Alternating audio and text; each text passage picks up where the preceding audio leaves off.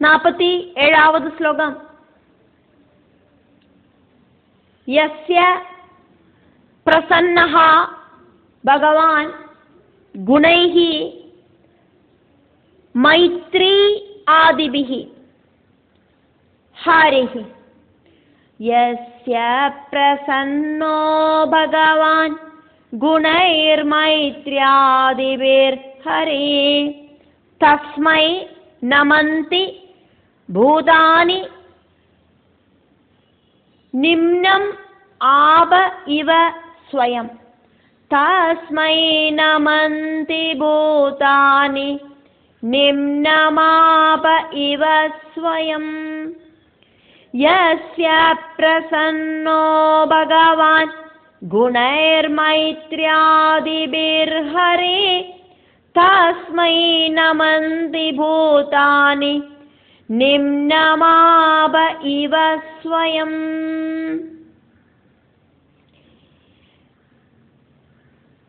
മൈത്രീഭാവം തുടങ്ങിയ ഗുണങ്ങളാല് ഭഗവാനാണ് ഹരി ആരുകിട്ടയാക്കുമോ பிரசாதிக்கிறார். அந்த புண்ணியாத்மாவுக்காயிட்டு ரொம்ப குழி இருக்கிற இடத்துக்கு தண்ணிய எப்படி ஆக்குமோ சுயமாயிட்டு வர்றது, அதே மாதிரி அந்த புண்ணியாத்மாவுகிட்ட எல்லாரும் தலை கும்பிட்டு நிற்பா.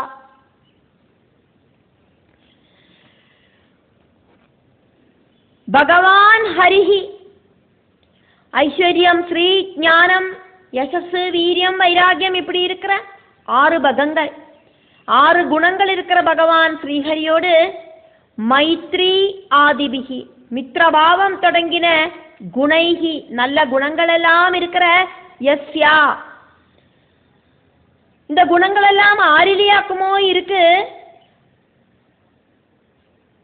உத்தமோத்தமனான பக்தனிலியாக்கும் இந்த குணங்கள் எல்லாம் இருக்கும்.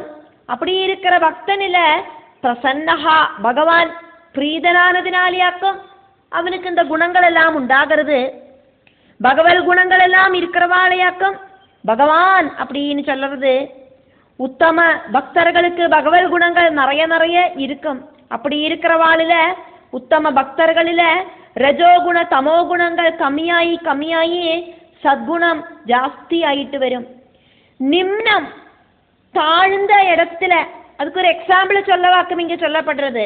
தாழ்ந்த இடத்துல ஸ்வயம் ஆபஹா இவா தண்ணி எப்படி ஆக்குமோ ஸ்வயமா ஸ்பீடுல ஒழுகி வந்து ரொம்பறது, அதே மாதிரி பூதானி எல்லா உயிரினங்களும் ஸ்வயம் தன்னைத்தான தஸ்மை நமந்தி பகவான் ஸ்ரீஹரிய வணங்கரா.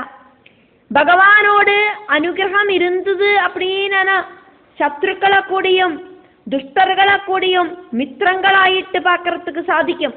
அப்படி இருக்கிற பகவத் அனுகிரகம் கிடைச்சவாள உத்தமோத்தம பக்தர்களை லோகத்தில் இருக்கிற சர்வ உயிரினங்களும் தன்னால வந்து வணங்குவா. பகவானை வணங்குற மாதிரி வணங்குவா.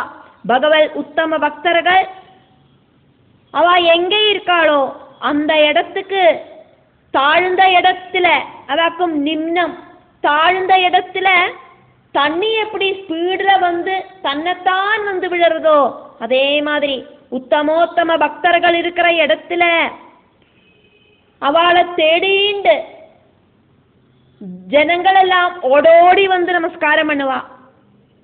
இந்த உத்தமோத்தம பக்தர்களுக்கு ஒரு சில குணங்கள் எல்லாம் இருக்கு. அவளுக்கு எல்லார்கிட்டையும் வினயம் அப்படிங்கிறது இருக்கு, கருணை அப்படிங்கிறது இருக்கு, தலக்கணம் அப்படிங்கிறது இருக்காது. அதனாலேயே உத்தம பக்தர்களை தேடி பிடிச்சுண்டு சஜ்ஜனங்கள் எல்லாம் ஓடி வந்து வணங்குவா. நான் தன்னைத்தான் ஒன்றும் செய்யறதில்லை, என்ன செய்ய வைக்கிறதெல்லாம் பகவானாக்கும், நான் வெறும் பகவானோட டூலாக்கும் அப்படின்னு நினைக்கிற பாவமாக்கும் உத்தம பக்தனுக்கு உள்ளது. அதனாலேயாக்கும் வினயம் அப்படிங்கிறது உண்டாகிறது. நான் நான் அப்படிங்கிற பாவம் அப்படிங்கிறது உத்தம பக்தனுக்கு கிடையவே கிடையாது. உத்தம பக்தர்களில பார்க்கிற லட்சணங்களாக்கும் வினயம், கருணை, இதெல்லாம் அப்படிங்கிறத நம்ம பார்த்தோம். உத்தமோத்தம பகவத் பக்தர்களை லோகத்தில ஜனங்கள் பகவானாயே பார்த்து தொழுவா. பாகவத உத்தமர்களை நமஸ்காரம் பண்ணுவா. பகவத் தர்சனம் கிடைச்ச துருவனோடு அவஸ்தையில ஆச்சரியம் அப்படிங்கிறது ஒன்றும் இல்லை. இத்தனை காலம் ரொம்ப ரொம்ப இன்சல்ட் பண்ணின சித்தி இப்போ துருவனை கட்டி பிடிக்கிறா, வாழ்த்தரா, எல்லாம் பண்ணறா. ரெஸ்பெக்ட் ஆயிட்டு நடக்கிறா துருவன் கிட்ட. பகவானோட கருணாகடாட்சம் துருவனுக்கு கிடைச்சதுனால துருவனோட சித்தி இப்போ நல்லவளாயிட்டு மாறிட்டா. பகவானோடு அனுகிரகம் கிடைச்ச துருவன். அதனால துருவன் ஆறுகிட்டெல்லாம் மிங்கிளாகிறாளோ அவளெல்லாம் நல்லவாளா மாறிடுவா. இதுல ஆச்சரியம் ஒன்றும் இல்லை. பகவான் கடாட்சிச்சா என்ன வேணா நடக்கும். உத்தமோத்தமனான சத்குண சம்பன்னனான துருவனுக்கு கிடைச்ச சல்காரம் பகவானோடு அனுகிரகமாக்கும். தாழ்ந்த இடத்துக்கு தண்ணி எப்படி சுயமா ஒழுகிறதோ அதே மாதிரி ரொம்ப ரொம்ப உத்தம பக்தர்கள் வினயம் இருக்கிறவாளா இருப்பாளே அவளை இந்த உலகம் ஃபுல்லா ஆருமே சொல்லி கொடுக்காதக்கே ரெஸ்பெக்ட் பண்ணுவா. காரணமில்லாதக்கே காரியம் அப்படிங்கிறது உண்டாகாது. 48வது ஸ்லோகம். உத்தமஹா ச த்ருவஹா ச உபௌ அந்யோன்யம் பிரேம விஹ்வலௌ. உத்தமஸ்ச த்ருவஸ்சோபாவன்யோன்யம் பிரேம விஹ்வலௌ. அங்க சங்காது உட்புலகௌ அஸ்ரௌகம் முஹுஹு ஊஹதுஹு. அங்க சங்காதுட்புலகாவஸ்ரௌகம் முஹுரூஹது. உத்தமஸ்ச த்ருவஸ்சோபாவன்யோன்யம் பிரேம விஹ்வலௌ. அங்க சங்காதுட்புலகாவஸ்ரௌகம் முஹுரூஹது. உத்தமனும் துருவனும் ரொம்ப ரொம்ப பாசத்தோடு கூடி கட்டி பிடிச்சா அவளோட கண்களிலேந்து ஆனந்தத்தோடு அடையாளமாக கண்ணீர் வருஷிச்சது. உத்தமஹா ச த்ருவஹா ச. சகோதரர்களாக்கும் உத்தமனும் துருவனும். உத்தமனோடு அம்மை சுருஜி, துருவனோடு அம்மை சுனீதி. உத்தானபாத ராஜாவோடு சீமந்த புத்திரனாக்கும் துருவன். உத்தானபாதனோடு தர்மபத்னியான சுனீதியில ஜனிச்ச புத்திரனாக்கும் துருவன். உபௌ இந்த ரெண்டு சகோதரர்கள் பிரேம விஹ்வலௌ பாசத்தோடு கூடிட்டு அந்யோன்யம் அவ பரஸ்பரம் 6 மாசம் பிரிஞ்சு நின்றுட்டு கூடி சேர்ந்த ஸ்நேக பிரகடனத்தை நம்ம இங்க காணலை. 6 மாசம் பிரிஞ்சிருந்ததுனாலே அல்ல அவ இந்த ஸ்நேக பிரகடனத்தை நடத்தினா. துருவனோடு தம்பியாயிட்டு சுருஜியில பிறந்த உத்தமன சுருஜி புத்திரன் ஜனிச்சதுக்கு அப்புறம் துருவன் வனத்துக்கு போற வரைக்கும் அவ தமிழ பேசுறதுக்கோ விளையாடுறதுக்கோ ஒன்னும் புத்திரனை இதுவரைக்கும் அனுவதிச்சிருக்கலை. குரோத விரோத வித்வேஷ பாவம் இருந்ததாலேயாக்கும் சுருஜி அது சம்மதிக்காதக்கு இருந்தா. துருவன் பகவானை தரிசிச்சதுக்கு அப்புறம் ராஜ கொட்டாரத்துக்கு வந்தோடனே உன்னோட எல்லா ஆசைகளும் சாதிக்கும் அப்படின்னு பகவான் வாக்குறுதி கொடுத்ததுனால இப்போ சித்தியான சுருஜி பாச பிரகடனம் நடத்துறா. சகோதரனான உத்தமன் பாசத்தை பிரகடிப்பிக்கிறான். எல்லாம் பகவத் அனுகிரகத்தால துருவனுக்கு நடக்கிறது. சகோதரர்கள் பரஸ்பரம் ஸ்நேக பிரகடனத்தை நடத்துறா. பிறந்ததுலேருந்து இதுவரைக்கும் அவ பாசத்தோடு கூடிட்டு பார்க்கவும் இல்லை, கெட்டிப்பிடிக்கவும் இல்லை, இதுவரைக்கும் பேசிக்க கூட இல்லை, விளையாடவும் இல்லை. இப்போ அவ பரஸ்பரம் பாசத்தை பிரகடிப்பிக்கிறா, ரெண்டு பேரும் தொட்டு பார்த்துக்கிறா, கைய பிடிச்சு ஷேக்கேண்டு கொடுக்கறா, அங்க சங்கா அது கட்டி பிடிச்சுக்கிறா, முத்தம் வச்சுக்கிறா. இப்படியெல்லாம் பரஸ்பரம் ஸ்னேக பரவசர்களாயிட்டு பாசத்தை பிரகடிப்பிச்சா. പരസ്പരം കെട്ടിപ്പിടിച്ചിട്ട് പുളകാങ്കിതത്തോടു കൂടിയിട്ട് പുല്ലരിപ്പുണ്ടായിട്ട് മുഹുഹു മറുപടിയും മറുപടിയും അസ്രം അസ്രം ജനന എന്നവാക്കുമോ ഒഴുകരുത് അത് അസ്രം. അസ്രൗകം കൂട്ടം കൂട്ടമായിട്ട് ഇങ്ങ ഒഴുകരുത് കണ്ണീർ തുള്ളികളാക്കും. ஒழுகிறதெல்லாம் அஸ்ரமாக்கும். எண்ணெயாகட்டும், தண்ணியாகட்டும், ரத்தமாகட்டும், இப்படி என்ன ஒழுகிறதோ அதுக்கு பேராக்கும் அஸ்ரம். இங்க சிச்சுவேஷனுக்கு தகுந்த மாதிரி இங்க அஸ்ர அவுகம்னு எடுத்தத கண்ணீர் துளிகளை ஆக்கும். சந்தர்ப்பத்துக்கு தகுந்த மாதிரி கண்ணீர் அப்படிங்கிற அர்த்தத்தை எடுத்துட்டு இங்க நம்ம பார்க்கிறோம். சம்ஸ்கிருதத்துல ஒரு வாக்குக்கு பல பல அர்த்தங்கள் இருக்கு. அஸ்ர அவுகம் அப்படின்னாக்கா ஒழுகிற தண்ணியோடு கூட்டம், ஒழுகிற ரத்தத்தோடு கூட்டம், ஒழுகிற எண்ணெயோடு கூட்டம், இப்படின்னு கூட்டம் அப்படிங்கிறதுக்காக அவுகம் அப்படின்னு சொல்றது. அப்போ இங்க கண்ணீர் துளிகள் கூட்டம் கூட்டமாயிட்டு ரெண்டு பேரோட கண்ணிலிருந்தும் தாரதாரையாயிட்டு ஒழுகிறது.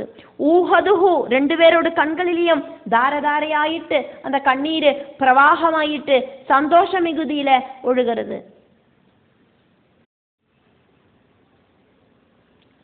49வது ஸ்லோகம்.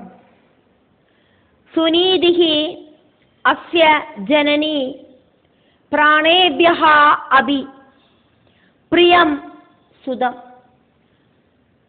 சுனீதிரஸ்ய ஜனனி பிராணேபியோபி பிரியம் சுதம் உபகூஹ்ய ஜஹௌ ஆதிம் தது அங்க ஸ்பர்ஷ நிர்விருதா. உபகூஹ்ய ஜஹாவாதிம் ததங்க ஸ்பர்ஷ நிர்விருதா. சுனீதிரஸ்ய ஜனனி பிராணேபியோபி பிரியம் சுதம் உபகூஹ்ய ஜஹௌ ஆதிம் உபகூஹ்ய ஜஹாவாதிம் தது அங்க ஸ்பர்ஷ நிர்விருதா. ததங்க ஸ்பர்ஷ நிர்விருதா.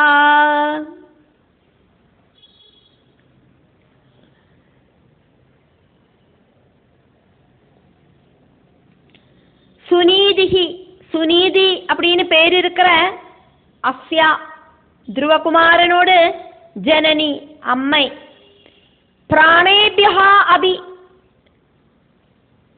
வாழறதுக்கு பிராணன் எப்படி ஆக்குமோ முக்கியம், அதே மாதிரி பிராண துல்லியமா இருக்கிற பிரியம் பிரியங்கரனா இருக்கிற சுதம் புத்திரனை உபகுஹ்யா நெஞ்சோடு சேர்த்தி பிடிச்சு கட்டி பிடிச்சுண்டு சுனிதியோடு கைகளால புத்திரனான துருவனை பொதிஞ்சு பிடிச்சுண்டு கைகளால் அப்படி மூடி பிடிச்சுண்டு தது துருவனோடு அங்க ஸ்பர்ஷா சரீர அவயவங்களை ஸ்பர்ஷிச்சதால உண்டான நிர்விருதா அந்த சாட்டிஸ்ஃபேக்ஷன் திருப்தி சுனீதிக்கு கிடைச்சது.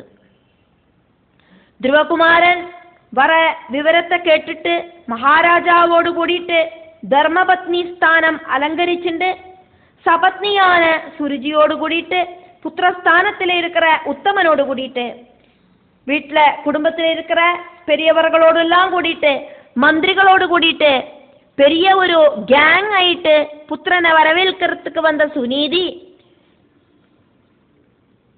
இத்தனை காலமும் ரொம்ப ரொம்ப துவேஷத்தோடு கூடிட்டு சுனீதியோடு புத்திரனை பார்த்த சுருஜி இப்போ புத்திரனை சொந்தம் புத்திரனுக்கு துல்லியம் பாசத்தோடு கூடிட்டு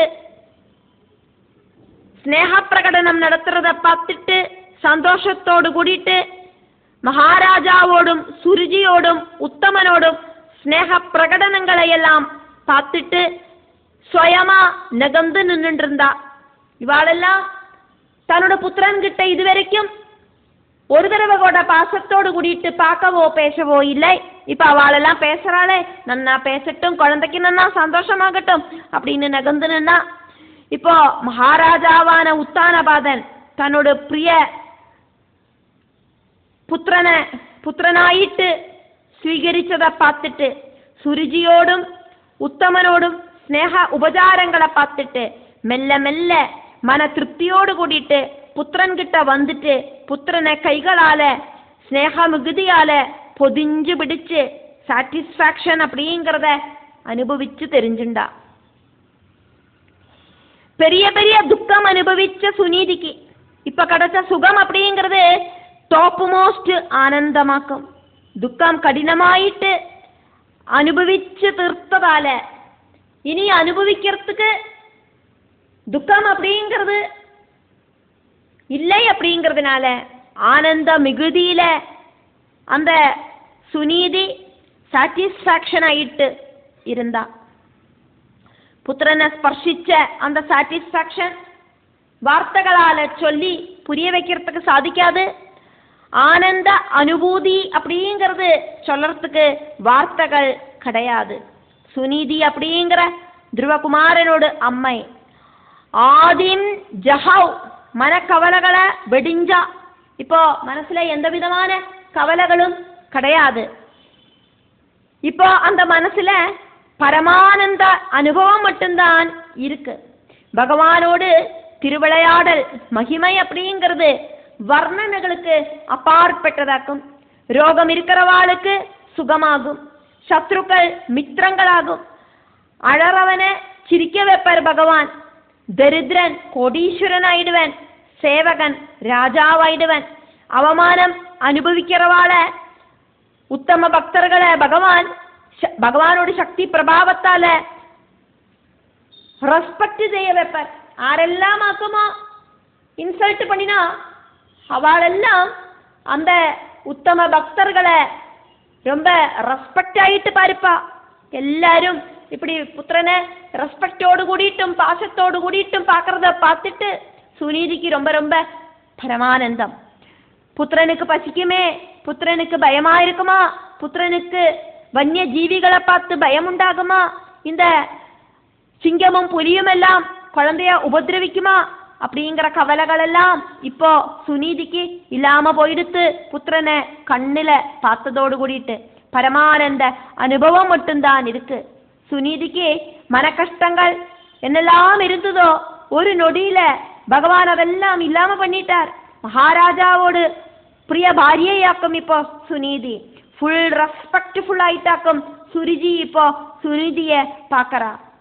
முடிஞ்சு போன காலத்துல இருந்த அபமானங்கள் வலிகள் எல்லாம் ஒரு துஸ்வப்னம் மாதிரியாக்கும் இப்போ சுனீதிக்கு அனுபவப்படுறது. ஆனந்த லஹரியில மதந்து நிற்கிறா சுனீதி.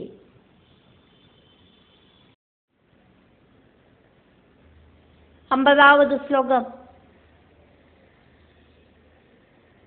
பயஹ ஸ்தனாப்யாம் சுஸ்ராவ நேத்ரஜைஹி சலிலைஹி சிவைஹி. பயஸ்தனாப்யாம் சுஸ்ராவ நேத்ரஜை சலிலை சிவை. ததா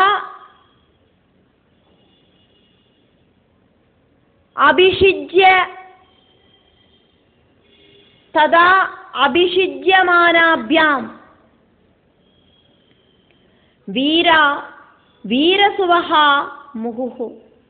ததாபிஷிஜ்யமானாப்யாம் வீரா வீரசுவோ முஹு. பயஸ்தனாப்யாம் சுஸ்ராவ நேத்ரஜை சலிலை சிவை. ததாபிஷிஜ்யமானாப்யாம் வீரா வீரசுவோ முஹு. மைத்ரேயர் விதுரரை கூப்பிடுறதாக்கும் இங்க வீரா அப்படின்னு. வீரா அப்படின்னு விதுரரை கூப்பிட்டு மைத்ரேயர் அதுக்கப்புறம் அங்க என்ன நடந்தது அப்படிங்கிறத வர்ணிக்கிறார். மைத்ரேயர் விதுரருக்கு கதை சொல்றதையாக்கும் நம்ம பார்த்துட்டு இருக்கோம்.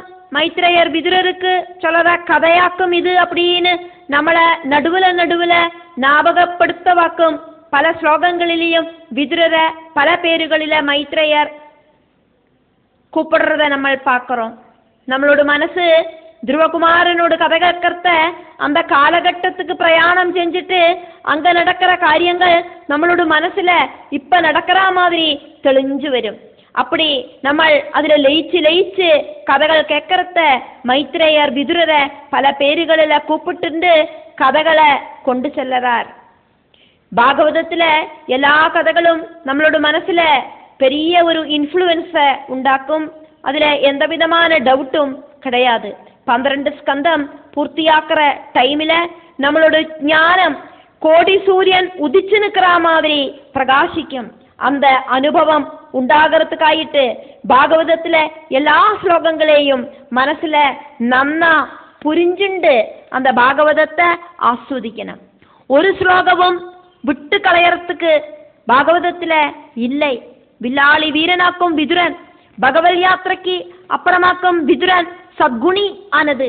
இப்போ வீரனோடு அடையாளமான ரஜோகுணம் விதுரனில இல்லை. வீரா அப்படின்னு மைத்ரேயர் விதுரரை கூப்பிட்டு சொல்றார். ஸ்தனாபியாம் துருவனோடு அம்மை சுனீதியோடு 2 ஸ்தனங்களிலேந்து முகுஹு மறுபடியும் பயஹா முலப்பாല് சுஸ்ராவா നന്നായിട്ട് ഒഴുകിത്ത്. പുത്രനെ பார்த்துட்டு പുത്രപാശത്താല അമ്മാവോട് 2 സ്തനങ്ങളും തന്നാല പാൽ ചൊരന്തത്. അമ്മയോട് സ്നേഹ അമൃതമാക്കും സ്തന്യം. പുത്രനുக்கு 5 வயசு வரை மட்டும்தான் பிராயம் இருக்கு. 5 வயசு பிராயம் இருக்கிற புத்திரன். பண்டத்த காலத்துல எல்லாம் 5 வயசு அப்படிங்கிறது பால்குடி மாறாத்த பிராயமாக்கும். இப்போ இருக்கிற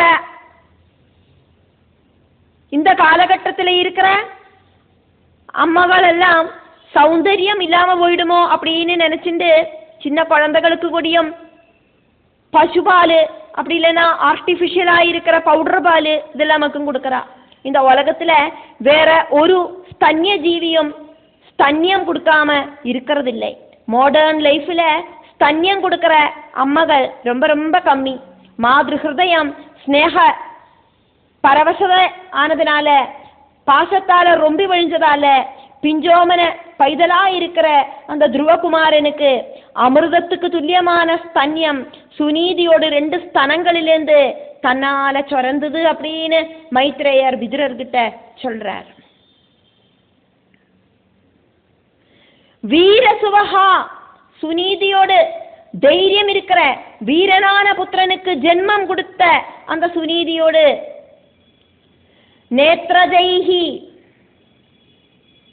கண்ணிலேந்து உல்பவிச்ச சிவைஹி மங்களகரமான சலிலைஹி ஜலத்தால கண்ணீரால ஆனந்த கண்ணீரால துக்கத்துல வர கண்ணீராக்கும் சுட இருக்கிற கண்ணீர் சந்தோஷ மிகுதியில வர கண்ணீராக்கும் சாந்தமா இருக்கிற குளிர்மையா இருக்கிற ஆனந்த கண்ணீர் மங்களகரமான கண்ணீர். ஆனந்த கண்ணீரால அபிஷிச்சியமானாபியாம் அபிஷேகம் செய்யப்படுற அந்த சுனீதியோடு கண்ணிலேந்து தாரதாரையாயிட்டு ஒழுகிற கண்ணீர் காரணம் அந்த கண்ணீரெல்லாம் அந்த சுனீதியோடு அந்த ஸ்தனங்களை நனைக்கிறது, அபிஷேகம் பண்ணுறது. 2 ஸ்தனாபியாம் 2 ஸ்தனங்களிலேந்தாக்கும் மறுபடியும் அந்த பால் இப்படி ஒழுகிண்டே இருக்கு.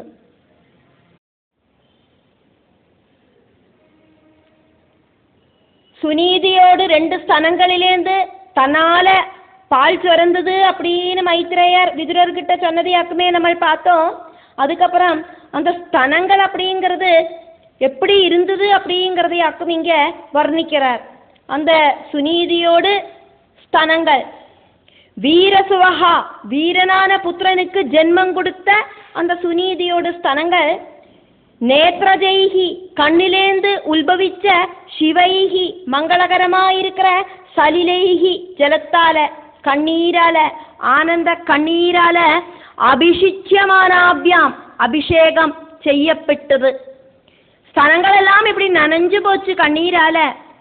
ஸ்தனாபியாம் 2 ஸ்தனங்களிலேருந்து மறுபடியும் மறுபடியும் அந்த அமிர்த பிரவாகம் ஒழுகின்றே இருந்தது அப்படின்னு மைத்ரேயர் விதுரர்கிட்ட வர்ணிச்சுட்டு இருக்கார்.